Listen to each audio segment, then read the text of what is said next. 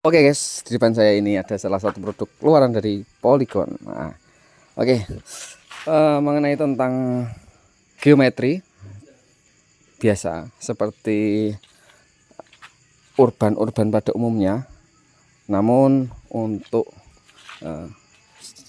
tampilan dari ban maupun stangnya sudah bisa kita tebak bahwa Polygon ini adalah Polygon yang berjenis hybrid, dan kali ini seri yang akan kita reviewin adalah menggunakan seri HES 2. Oke, langsung saja kita ulas apa saja speknya dan apakah kelas di HES ini merupakan pasaran yang layak untuk kita beli.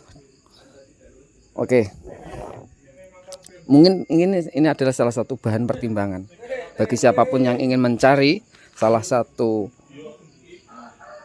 sepeda branded keluaran dari lokal yang jenisnya ini adalah bisa kita pakai di jalanan aspal maupun jalanan gravel dan posisi mengendarainya cukup nyaman. Ya, ini salah satunya. Di antaranya adalah kita berjenis hybrid. Oke, untuk posisi stang cukup panjang, antara 70 sentian.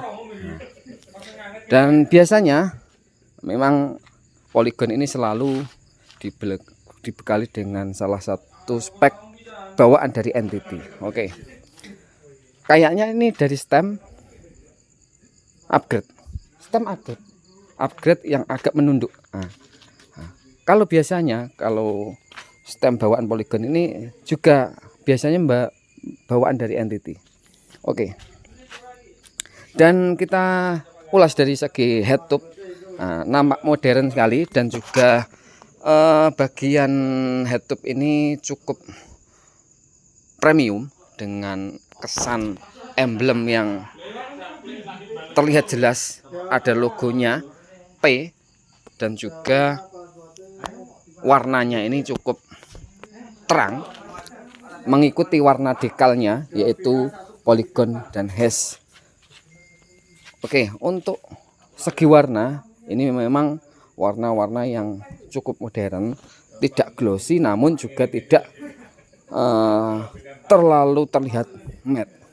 Dan seperti biasa untuk pengelasan ciri khas aluminium alloy pada umumnya, dan juga memang untuk pengecetan Polygon ini memang tidak pernah gagal, apalagi dengan aksen-aksen stabilo.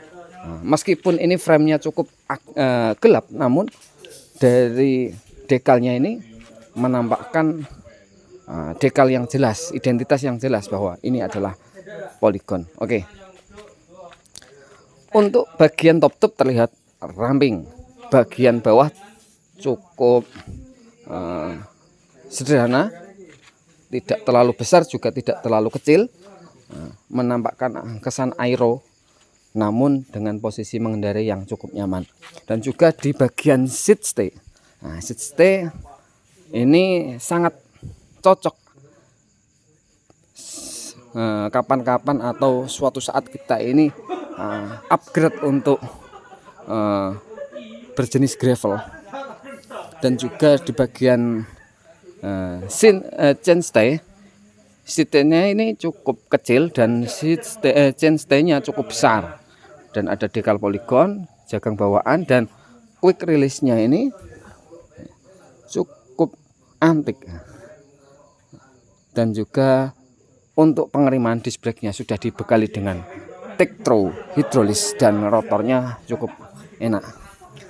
Untuk bagian saddle ya pastinya NTT guys. Untuk bagian hand grip sangat nyaman. Shifter, oke.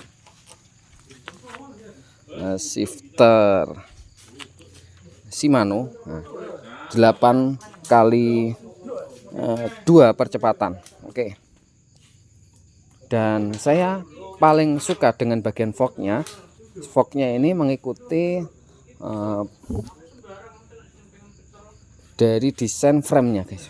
Forknya ini agak kecil, memang didesain khusus untuk hybrid dan tidak terlalu besar Dan kerennya lagi, dari Vogue ini sudah memakai spek SR Santur.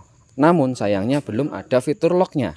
Oke, untuk bagian pengereman ya pastinya sudah Tektro dan hidrolis.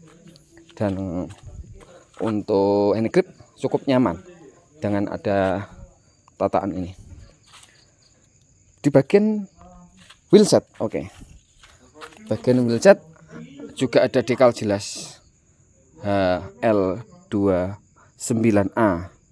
Nah, ini 700 kali 32C. Oke. Namun sayangnya di bagian cranknya ini masih belum HT2. Namun ini ya cukup nyaman bagi saya karena sudah bearing. Meskipun HT1 kekuatannya sudah terjamin. Untuk bagian FD-nya menggunakan Tourneo dan juga RD-nya menggunakan Shimano Ashira. Oke. 8 kali percepatan. Sudah dibekali dengan keset. Jadi kesimpulannya, meskipun ini didesain untuk hybrid, ini untuk kelas entry level ini merupakan performa yang cukup dan nyaman sekali dibanding dari brand-brand yang lain. Jadi mungkin kisaran range harga antara 4 sampai 5 jutaan. Kalau sekarang sudah kita dapatkan spek yang cukup, sudah rem hidrolis, stang entity, dan juga frame alloy. Tentu untuk siapapun yang ingin bersepeda di jalur-jalur gravel maupun di jalur aspal dengan posisi berkendara yang nyaman, pasti ini menjadi salah satu solusi yang layak untuk kita beli di harga range antara 4 sampai 5 jutaan. Dan di atasnya Polygon Hash ini ada Polygon Pad, atau di bawahnya ini mungkin ada hybrid yang lain seperti Spy atau yang lain. Oke, mungkin ini saja dari sekilas yang bisa kita review. Mohon maaf karena kebetulan ini masih malam, jadi kualitas gambarnya kurang seperti biasa, kurang terang. Oke, sekian dari saya, kurang lebihnya mohon maaf. Assalamualaikum warahmatullahi wabarakatuh.